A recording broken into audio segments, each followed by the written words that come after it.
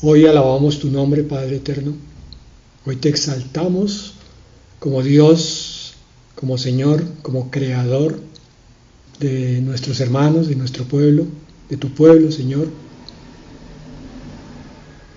Y te pedimos que coloques en nuestro corazón esa sensación de seguridad de que tú nos tienes tomados de tu mano para llevarnos hasta el fin que te has propuesto con cada uno de nosotros. Pero asimismo también te pedimos, Señor, que nos des la fuerza de tu Espíritu en nuestra escasa fuerza humana, para que sea conformado todo de acuerdo a tu voluntad, para que la imagen de tu Hijo sea formada en nosotros, Señor, a pesar de nosotros mismos, a pesar de nuestras resistencias voluntarias e involuntarias. Queremos ver tus bendiciones, Señor, en todas las cosas, aún en las que no se ven, y darte la gloria y las gracias por todo lo que haces cada día y cada momento. En el nombre de Jesús. Amén. El tema para hoy: doblegándose ante el Señor. Algo difícil para el cristiano de hoy. Empezamos con una pregunta. Hablamos frecuentemente de lo que es rendirse al Señor, de lo que es comprometerse con Él, de lo que es postrar la vida a sus pies. No usamos mucho el término de doblegarse, pero hoy lo vamos a usar como equivalente de esa rendición que se supone que el cristiano tiene que tener delante de Dios. Rendición en todos los aspectos, doblegamiento en cada pensamiento, en cada sentir, en cada decisión y en cada instante de la vida. Pero, ¿será que eso está dándose en nuestra propia vida? Seguimos con preguntas para empezar. Hemos pensado cuántos no reciben la instrucción de la palabra de Dios. Hoy en día, que estamos cercanos a los 8.000 millones de habitantes en el planeta, ¿cuántos no reciben instrucción?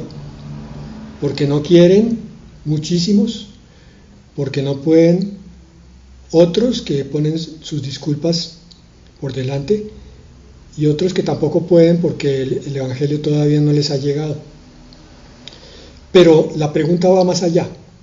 ¿Cuántos de los que reciben esa instrucción, es decir, cuántos de los que leen la palabra o la oyen, en realidad la están meditando, la están recibiendo? ¿Cuántos? ¿Y cuántos de estos que están leyendo, oyendo y meditando la están obedeciendo? Porque la palabra de Dios es clara en cuanto a que la mejor y la mayor muestra del amor a Dios es la obediencia. Entonces, para ponernos en ese contexto de entender cuántos meditan, cuántos oyen y cuántos obedecen, consideremos la bendición que tiene el predicador de la palabra de Dios. El predicador juicioso que prepara, medita y repite el estudio de la palabra día tras día porque tiene una obligación, y esa misma obligación es una bendición para su vida, por el hecho de tener que presentarse delante de unos hermanos y traerles un mensaje que se supone que viene del corazón de Dios. Eso hace que la palabra bendiga primero que todo al predicador, primero que a nadie más, porque tiene que asumir esa rutina, esa disciplina, esa obediencia de hablar algo que ha estudiado. Ahora llevemos eso a la vida práctica de cada creyente. ¿Cuánta bendición recibiría cada creyente que se comportara como un predicador juicioso? Que preparara ciertos temas con cierta regularidad, puede que no todos los días, digamos, pero por lo menos 2 o 3 veces por semana, que se comprometiera con la compenetración en esa palabra, en ese tema, hasta el fondo, hasta entender con claridad qué es lo que Dios quiere decir en ese mensaje. Entonces se descubriría que la Escritura nos enseña a vivir plenamente.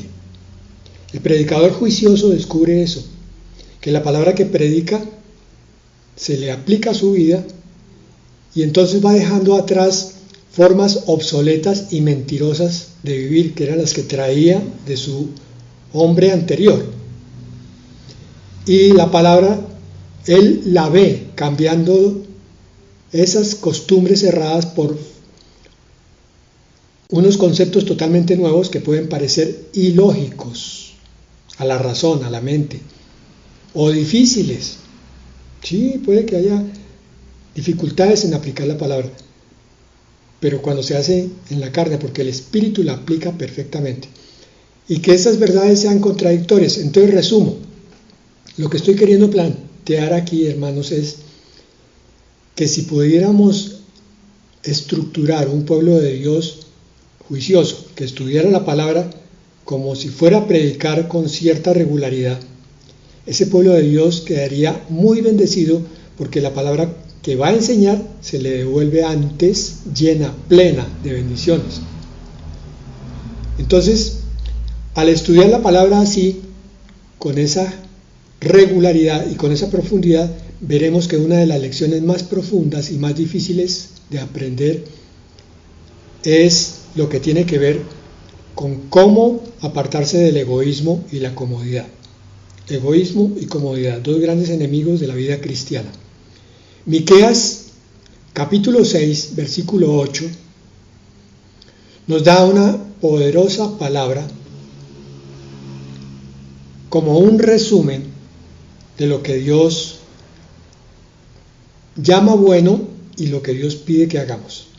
Dice Miqueas 6, 8: Oh hombre, Él te ha declarado qué es lo bueno y qué pide de ti. Hasta ahí. ¿Qué pide de ti el Señor? ¿Qué pide de ti Yahweh? Mira, dos cosas. Lo que es bueno, lo que te va a bendecir, lo que va a adornar tu vida de muchos dones y prebendas. ¿Y qué es lo que Dios quiere que tú hagas? Porque tenemos que confesar que muchas veces hemos caminado junto a Dios esperando que Él haga cosas para nosotros, sin preguntarnos qué es lo que Dios pide de nosotros. Y entonces Él nos responde aquí en Miqueas 6:8. Dice: solamente hacer justicia y amar misericordia y humillarte para andar con tu poderoso Dios. Esta es la Reina Valera del 2015, que enriquece un poquito el concepto del 60. Está pidiéndonos tres cosas: justicia, misericordia y humildad, para andar con Dios. Justicia, misericordia y humildad. Y vamos a desarrollar ese tema entonces hoy. Doblegarse ante el Señor es lo que pide el Señor para ti, que tú hagas justicia.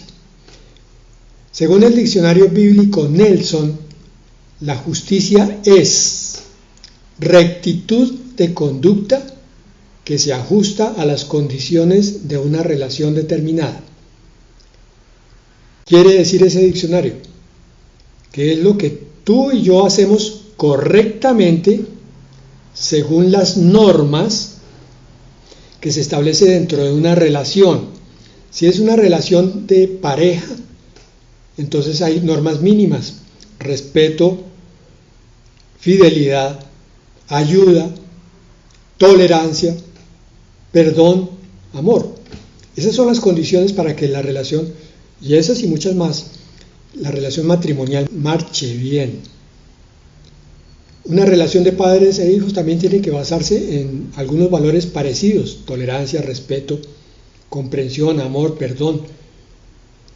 Y una relación con Dios, pues tenemos que preguntarle a Dios es qué es lo que Él pide de nosotros. Entonces nos está mostrando lo primero: rectitud de conducta. La palabra lo llama justicia. En todas las cosas que hagamos tenemos que ser correctos con nuestro hacer, con nuestro decir y con nuestro pensar y sentir inclusive. Ese es el propósito por el cual estamos reunidos alrededor de la palabra, para que la justicia de Dios vaya siéndonos, ya está imputada, es decir, ya nos fue dada a través de Jesucristo, pero vaya siendo colocada como posesión. Recuerden que hace unos días veíamos la diferencia entre posición y posesión. Pues bien, ante Dios ya somos justos por Jesucristo, por nuestro Salvador. Esa es la posición. Pero la posesión consiste en que tú empieces a decir siempre la verdad, a defender al que está en posición oprimida, al huérfano y a la viuda, dice la palabra, del que está agrediéndolos, que tú no tomes absolutamente nada de lo que es tuyo, que no ambicies cosas más allá de ciertas cosas. Esa es la justicia. Entonces, cada día en la vida cristiana vamos creciendo en la conformación de esa justicia que ya nos fue imputada. Decía el Señor, primero justicia, segundo misericordia. Misericordia, según el mismo diccionario Nelson, es amor hacia el ser que está en desgracia o que por su condición espiritual no merece ningún favor. Realmente la misericordia es solo de Dios, porque Él siempre está en una posición de eminencia y el resto de la creación y de las criaturas están en un estado inferior. Por tanto, Él mira nuestro estado y viendo que no merecemos nada, no merecemos ningún favor, sin embargo nos bendice, nos exalta, nos levanta, nos renueva por esa infinita misericordia que es una de las expresiones de su amor. Pero nosotros como seres humanos también tenemos que hacer misericordia. No importa que el ser que esté al frente nuestro esté en las mismas condiciones. Ahí es donde entra entonces otra vez la tolerancia, el respeto, la comprensión, porque estoy ejerciendo ese amor al que está en una condición diferente a la mía. Puede que no sea inferior, pero piensa de otra manera, procede de otra manera, vive de otra manera. Entonces yo no soy quien para juzgarlo, para criticarlo, para murmurar contra él. Esa es mi misericordia, que nunca es como la divina. Y finalmente, en Miqueas 6:8 nos hablaba de humillarte para andar con tu Dios. La humildad. En el Antiguo Testamento el término se refiere a pobre, oprimido o afligido con mucha frecuencia. Y ese es el concepto que tenemos nosotros del mundo. Con ese llegamos. Que el pobre, el oprimido, era el que era humilde y al que se podía humillar. Pero a través de la palabra descubrimos que ese concepto se extiende luego a la actitud del hombre que recibe con sumisión y confianza tales pruebas. ¿Cuáles? La pobreza, la opresión, la aflicción. Entonces el concepto bíblico de humildad va más allá de alguien pobre o de alguien de estatus bajo, socialmente hablando. Ahora se extiende a un estatus positivo en el cual lo que se mira es el grado de sumisión y de confianza de ese hombre ante las pruebas que Dios permite. Y Miqueas vimos que lo consideraba como un requisito esencial para andar con Dios, la humildad. Y vamos a profundizar mucho en estos tres conceptos en otros sentidos. En los Salmos, el humilde es el prototipo del varón piadoso o justo. El Señor nos está hablando hoy al corazón. Nos está diciendo, tienes que sacar los conceptos de que el humilde es alguien que es siempre menospreciado, siempre vilipendiado, siempre humillado. Permitir en tu cabeza, en tu corazón entender que ahora la humildad bíblica, la humildad que plantea la palabra de Dios, es la de un hombre o una mujer piadoso o justo. Ya vimos la justicia, vamos a ver la piedad más adelante. No sé cuántas reuniones nos gastemos estudiando este tema, porque es muy, pero muy importante. ¿Por qué? Porque no podemos ser cristianos de iglesia solamente, que en la cotidianeidad de nuestra semana actuemos como hombres comunes y corrientes, como hombres del mundo. Nuestro actuar tiene que ser muy diferente, con una marcadísima diferencia de lo que es el profano. Y aquí vemos 3 características: justicia, misericordia y humildad. Vamos, como les dije, a profundizar en esto.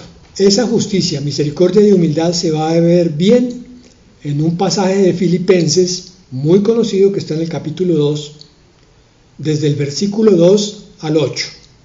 Por hoy solamente vamos a considerar del 2 al 4. Es una petición que le hace Pablo a los filipenses, pero que es muy, muy profunda. Leámoslo. Completen mi gozo a fin de que piensen de la misma manera, teniendo el mismo amor, unánimes, pensando en una misma cosa. No hemos cambiado el tema, estamos hablando de lo mismo: justicia, misericordia y humildad. Versículo 3 de Filipenses 2.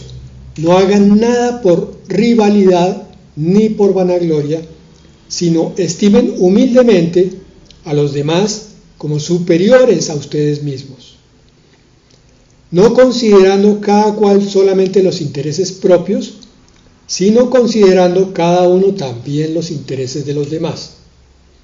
¿Por qué nos daría el Señor este tema?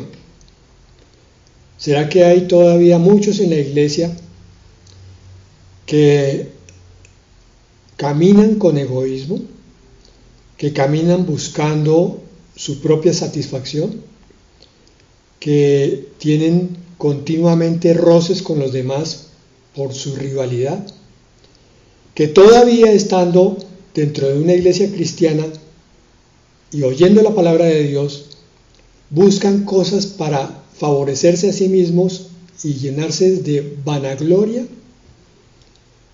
Ese pueblo de Dios tiene que crecer y madurar entendiendo que como pueblo de Dios el comportamiento, insisto, es totalmente distinto al del mundo. La iglesia del siglo XXI ha cometido un gravísimo error, y es pensar que tenemos un Dios de tanta misericordia, de tantísimo amor, que Él no va a mirar si crecemos o no crecemos en ciertas cosas, sino que va a entender, va a comprender y va a aceptar que seamos torpes, que seamos egoístas, que seamos mediocres en nuestras cosas, y que caminemos como lo hace el resto del mundo, pero que eso sí, nos congreguemos el domingo o el sábado y abramos una Biblia de vez en cuando. Y eso es todo para ser cristiano. No, hermanos. El verdadero cristiano, el que está en la Biblia, el que se descubre a través del estudio de los comentarios bíblicos, de los diccionarios bíblicos, de la sola palabra de Dios, es el de un creyente completamente transformado hacia una serie de valores que no tiene el mundo. Por eso el mundo está como está. Por eso las crisis allá afuera en la calle, crisis matrimoniales, crisis entre padres e hijos, crisis laborales, están a la orden del día, porque no hay justicia, no hay misericordia y no hay humildad. Y vamos a descubrir que eso se manifiesta aquí en Filipenses 2 como unanimidad o humildad, en contraposición a la rivalidad y a la vanagloria de la que habla el versículo 3. Porque el versículo 4 es como el resumen. El cristiano no debe considerar los intereses propios solamente. Los intereses propios deben ser parte del vivir, pero no la parte central. ¿Sí? Tú tienes que buscar cómo comer, cómo vestirte, cómo sostener a tu familia, ¿de acuerdo? Cómo sanarte si te enfermas, ¿de acuerdo? Pero esos intereses tienen que ser llevados a Dios, colocados allí a sus pies, esperando que Dios trabaje en ellos junto con mi propio trabajo, pero yo debo continuar, como dice la segunda parte del versículo 4 de Filipenses 2, considerando cada uno también los intereses de los demás. O sea, son dos clases de intereses en mi vida cristiana, míos y los de los demás. Yo no puedo vivir solamente en función de los míos.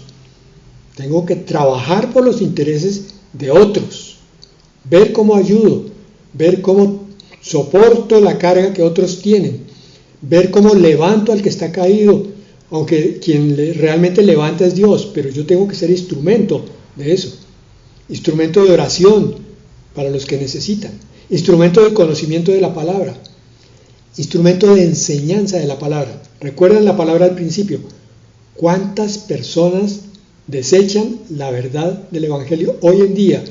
Y de las que oyen algo, ¿cuántas de esas están colocándolo en su meditación y finalmente obedeciendo? Pues bien, el hermano que ya ha caminado un buen tiempo debería preocuparse por la madurez de los demás. Él debe crecer en madurez para ayudar a otros a la madurez. Y eso quiere decir ayudándoles a no caer en el mismo hueco que él ya cayó. Por alguna razón, nuestra vida se compone de bendiciones, pero también de momentos duros y dolorosos. Esos momentos duros y dolorosos pueden servir para enseñar con testimonio a otros que vienen detrás. Siempre tendremos a un ejército de creyentes que vienen detrás de nosotros, más recién llegados. Bueno, vamos a centrarnos entonces en la primera palabra, unánimes. Según el diccionario bíblico, el Bain del Nuevo Testamento dice, unánimes es froneo en griego, froneo. La raíz froné es mente. Por favor, ténganlo en mente, precisamente. Porque el ser unidos, primero tiene un significado muy amplio en el griego. Y segundo, vamos a ver que es una decisión que se toma después de una meditación profunda. Y lo mismo los otros términos que vamos a ver. Por eso la primera acepción de froneo como unánimes, ¿recuerdan ustedes lo que nos decía la palabra? Completen mi gozo a fin de que piensen de la misma manera, teniendo el mismo amor, unánimes, pensando en una misma cosa. Aquí le está hablando a un grupo de creyentes que tienen que pensar lo mismo y sentir lo mismo. No dirá, pero eso es un lavado de cerebro. No, no lo es. Es pensar la verdad y la palabra de Dios, todos de la misma manera, de tal manera que haya armonía y entendimiento entre todos. Por eso, la primera acepción de froneo, unánimes, es ejercitar la mente. O sea, en griego, froneo quiere decir eso. Tú empiezas a ejercitar la mente. Leamos la palabra. Decía, completen mi gozo teniendo el mismo amor, ejercitando la mente. ¿En qué, pastor? Pero un momentico, hasta ahí no entiendo. Vamos a ver. Eso es, ejercitar la mente es tener un sentimiento o una opinión en común. Es tomar una decisión después de una meditación profunda. Lo cual quiere decir que yo oigo la palabra, por ejemplo esta, y toda la congregación que oye dice, qué bien, estoy entendiendo lo que significa ser unánime. Entonces, como parte de la congregación, yo digo espiritualmente, amén. Ahora entiendo, reunirme en una iglesia no es solamente sentarme hombro con unos hermanos, sino tener el mismo sentir y el mismo pensar. Porque no es el pensar del hombre, sino el pensar de Dios. No es el sentir humano, sino el sentir divino. Por tanto, la segunda acepción de froneo es estar dispuesto mentalmente y fervientemente en una cierta dirección. Es decir, yo oigo la verdad de Dios y digo, amén. Ay, ahora tengo revelación, ahora entiendo por qué una iglesia debe ser unida y estoy de acuerdo. Puede que no sea en un sentido social. Mis hermanos, hay iglesias que se reúnen solamente para hacer actividades sociales, pero en el fondo los corazones no están sanados. y entonces empiezan las murmuraciones de unos contra otros. Aquí se trata de una sanidad tan profunda de cada uno, porque cada uno toma la decisión de mirar al hermano con tolerancia, con misericordia, con amor.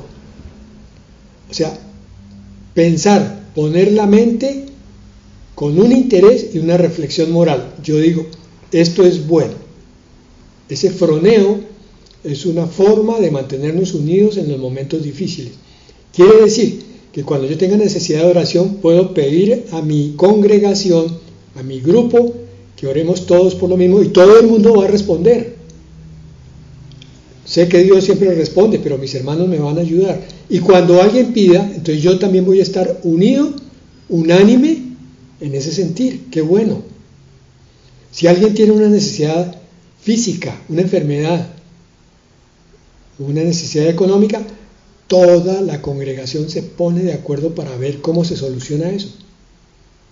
Puede que no sea necesariamente económica la solución, pero entonces sí, por lo menos inicialmente de oración. Y si hay recursos, pues qué bien. Tercera acepción de unánimes: interesarse uno mismo en algo con preocupación u obediencia. Es lo que en Mateo 16:23 y en Colosenses 3:2 se habla de poner la mira. Entonces, quiere decir que todos oyen la palabra de Dios y todos se enfocan en el mismo punto. Toda la iglesia recibió entendimiento sobre unanimidad. Toda la iglesia dice amén y toda la iglesia se pone a trabajar mental y espiritualmente por esa unidad. Yo no voy a ser más motivo de división. Voy a cuidar lo que digo para que mis comentarios no sirvan para generar una discordia. Voy a mirar de otra manera, no dejo mi mirada rayada. Ahora voy a mirar con tolerancia. Ese hermano, esa hermana que me molesta por su actitud o por su forma de ser o hasta por su olor, no importa. Desde hoy yo tomo la decisión consciente y voluntaria de mirarlo con los ojos de Cristo. Unánimes. Y cuarto, por último, froneo o unánime quiere decir pensar, sentir dos veces. Sentir dos veces. ¿Por qué dos veces? Porque yo siento algo y voy y lo reviso para ver si está de acuerdo con la palabra de Dios, y entonces, si tengo que replantear mi sentimiento, siento una segunda vez corregido. Ahora, si mi sentimiento era correcto, entonces la segunda vez digo, perfecto, esto es bíblico, lo siento. Sentir dos veces, tener un mismo sentir, sentir la misma cosa, poner la mira, hacer caso, todas son excepciones de lo mismo. Y por último, ahí dentro de ese punto cuarto, honrar, reconocer la posición elevada de otro con consideración en su modo de pensar. De aquí en adelante, entonces, para mí la otra persona está siempre en una posición superior. Ella me puede enseñar algo, me puede mostrar algo, me puede revelar algo. Por eso decía el versículo 4 de Filipenses 2:4. No considerando cada cual solamente los intereses propios, sino considerando cada uno también los intereses de los demás. ¿Ven? Sale uno de ese cascarón, de esa cárcel de egoísmo, donde solamente ve lo propio, y ahora mira con misericordia, con amor, con justicia, las necesidades y los intereses de los demás. Vamos a dejar partida la enseñanza, creo yo, en el versículo 3. Allí dice, no hagan nada por rivalidad ni por vanagloria. Creo que solamente alcanzamos a mirar la rivalidad, que es lo contrario de la unanimidad. Vamos a ver por qué. Rivalidad en griego es eriseia, eritheia, con D intermedia, eritheia. Tiene 3 acepciones básicas. La primera, intriga, contienda o división. Decía la palabra, no hagan nada por intriga, por división o por contienda. Pero yo nunca he hecho eso. Te garantizo que sí, hermano. ¿Por qué te lo digo? Porque yo lo he hecho. A veces uno no dice absolutamente nada. No dijo, no actuó, pero sí pensó. De pronto un hermano está opinando algo y uno ya está contendiendo con él. Ya está en desacuerdo. Ya está dividiendo. Uy, pero ¿dónde leería eso ese hermano? ¿O dónde se lo inventaría? ¿O quién le enseñaría semejante barbaridad? Una intriga que está lista en la carne a atacar al hermano. Con mayor razón si es muy cercano, con mayor razón si es la esposa, si es el esposo, si es el hijo, si es la hija, si es el padre. Esa contienda y división es el arma preferida de Satanás para acabar con las iglesias y con las familias. Siempre vas a encontrar en toda iglesia, en toda sociedad y en toda familia el que podríamos llamar la ovejita blanca, acompañada no digamos de la negra, sino de la grisecita o de la pintadita, para no caer tan duro. Pero entonces la ovejita blanca a veces se siente mejor que la ovejita gris y empieza a enseñarle y a mostrarle y a tratarlo ya no con propósito de maestro, propósito de instrumento del Señor Jesucristo, sino de contienda, de división, porque la ovejita blanca cree que piensa mucho mejor que la ovejita gris. Eso tenemos que vigilarlo continuamente, mis hermanos, porque es algo que salta muy rápidamente, como la liebre. Segunda acepción de eritheia, rivalidad. Miren, esta es crucial. Egoísmo, rivalidad, ambición egoísta. Aquí ya estamos empezando a ver cuán profundo puede cavar Satanás. No es solamente la murmuración, el comentario con cierto veneno. Es que en el fondo lo que se está mostrando es cuánto egoísmo se nos está saliendo, todavía nos queda sin tratar. Continúa esta acepción, buscar uno lo propio. Denota la formación de partidos opuestos. Le pasó a Moisés cuando se le enfrentaban con tanta frecuencia allá en el desierto grupos pequeños y grandes, pequeños cuando se trató de su propia hermana y hermano, Aarón y María, se levantaron contra él y trataron de formar rancho aparte. Y cuando hubo una rebelión allá, la rebelión de Coré, ellos también dijeron, pero ¿por qué ustedes si nosotros también somos santos? Y trataron de llevarse una parte del pueblo detrás de ellos. Lo que ahí había era un egoísmo profundo. Miren, hermanos, yo no quiero decir con esto que el siervo de Dios que es atacado ya superó todo egoísmo. Estoy hablando de un pastor que está recibiendo una división en una iglesia. El pastor todavía continúa luchando con su propio egoísmo, pero créanme, el Señor trata fuertemente con ese egoísmo pastoral. El problema está en que si la ovejita está haciendo ciertas cosas por egoísmo, entonces se está levantando de una forma bastante inapropiada, porque el Señor llama a cada uno con un trabajo especial.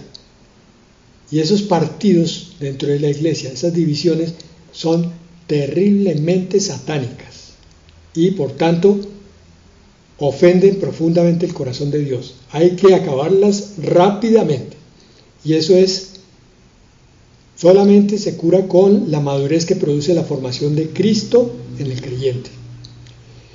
Y la tercera acepción de rivalidad o eriseia es tratar de conseguir seguidores o divisiones. Se traduce en la versión moderna como facciones, porque las facciones son el fruto de los celos, es decir, los partidos que pelean el uno contra el otro. Están llenos de celos, llenos de egoísmo y llenos de amor por las cosas terrenales. Entonces, la rivalidad, cuando dos hermanos están peleando en la iglesia, cuando ocurre lo propio en una familia, siempre he dicho que para pelear se necesitan dos, porque si el uno se vuelve consciente de este conocimiento, de este entrenamiento, que la rivalidad es un sentimiento prácticamente satánico y que Satanás usa de muchísimas maneras destructoras, entonces va a evitar continuar con cualquier pelea. Por esa razón existe una bienaventuranza que dice que bienaventurados son los pacificadores, porque de ellos será la tierra. Pacificador es una virtud increíblemente importante para la vida cristiana, para que haya armonía y se pueda sentir la vida en el espíritu. Una iglesia dividida es una iglesia que no está en el espíritu, sino en la carne. Una familia dividida no va a sentir la presencia de Dios. Entonces hay que procurar entrar en este sentir rápidamente, que ustedes ya conocen este pasaje. Pablo después compara con el sentir de Cristo. Entonces, leamos hasta ahí. Completen mi gozo, otra vez en Filipenses 2, 2 y 3. A fin de que piensen de la misma manera, teniendo el mismo amor, unánimes, pensando en una misma cosa. ¿Para qué? ¿Qué? Para que no haya rivalidad. Por eso dice, no hagan nada por rivalidad. Nada es nada. Si te invitan a pelear, con este conocimiento bíblico, con esta sabiduría de Dios, tú dices no. O te quedas callado y evitas la contienda, evitas la discusión, para que se produzca en ti el crecimiento del espíritu, porque por esa razón muchas veces estamos estancados, porque estamos teniendo demasiadas rivalidades. Pero es que me vienen a provocar. Sí, hermano, te van a provocar hasta el último día de tu vida. El punto no es si te provocan, el punto es cómo reaccionas tú. Si no te puedes sentir en unanimidad con esa persona que te está provocando, evítalo simplemente, pero no caigas en contienda. Nos queda pendiente la vanagloria y la humildad del versículo 3 y otras muchas consideraciones de este tema. ¿Por qué vimos eso? Repasamos, porque el Señor nos pidió, oh hombre, Él te ha declarado lo que es bueno y lo que pide hoy de ti, solamente hacer justicia, amar misericordia y humillarte para andar con tu Dios. Esta rivalidad y mantenerse unánime requiere que tú te humilles, que seas humillado. Requiere que tengas misericordia con el que pelea y requieres que hagas lo correcto, que tengas siempre justicia, aun cuando te traten injustamente. Bueno, dejamos por hoy ahí y vamos a orar. Bendito Señor, hoy estamos acá reconociendo que hemos tenido ira, que hemos contendido con las personas aún sin decirles nada cuando no estamos de acuerdo. Hoy nos queremos postrar ante tu trono, Señor. Amén. Y te pedimos que nos mires a todos, a cada uno de nosotros, y nos hagas mirar a qué personas o con qué personas hemos contendido. ¿Cuáles son esas personas que nos hacen sentir tan mal, a las que les hemos tenido envidia o competencia o celos o nos han ofendido, trabajando solo por nuestros propios intereses, sino por los del hermano? En mostrarles tu amor, en mostrarles tu palabra, en mostrarles tu riqueza. dejar de ser egoístas, de no querer siempre tener la razón o mostrar que somos mejores, porque tú nos enseñaste hace muchos años que cuando dos discuten ninguno tiene la razón. Hoy ponemos todo esto en tus manos. Tú nos conoces y sabes las personas que miramos en nuestra mente. Las ponemos delante de ti, te pedimos que nos perdones.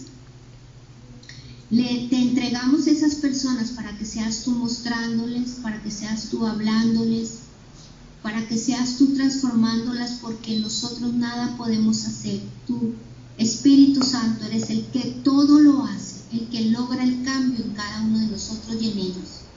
Cámbianos, transfórmanos hoy. Nos postramos ante ti y te pedimos por tantas personas que han pasado por nuestra vida y nos han hecho daño, nos han lastimado, también hemos lastimado nosotros. Perdónanos, ayúdanos a todos, necesitamos de ti, porque tu palabra lo dice. Lo que es bueno para ti, Señor, lo que es bueno y lo que quieres tú de nosotros, hacer justicia, misericordia y sobre todo, Señor, ser humildes delante de ti.